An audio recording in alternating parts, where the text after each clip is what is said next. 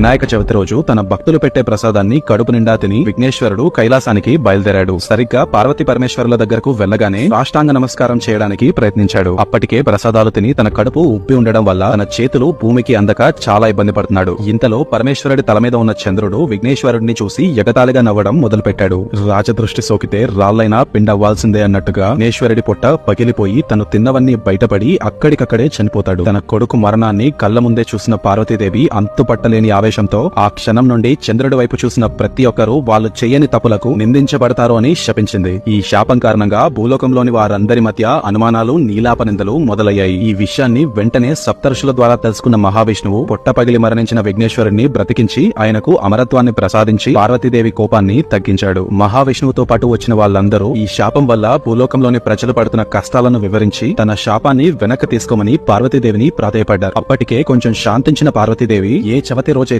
చంద్రుడు విఘ్నేశ్వరుని చూసి ఎగతాళిగా నవ్వాడో ఆ రోజు మాత్రం ఎట్టి పరిస్థితుల్లో ఎవ్వరూ చంద్రుడిని చూడకూడదు. చూస్తే మాత్రం వాళ్లకు నీలాపనిందలు తప్పవు. మిగిలిన రోజుల్లో చంద్రుడిని చూసినా ఎటువంటి చెడు జరగదు అని తన శాపాన్ని సవరించింది. సో ఇది పార్వతీదేవి చంద్రుడికిచ్చిన శాపం. అందుకే వినాయక చవితి రోజు ఎవ్వరూ చంద్రుడిని చూడకూడదు.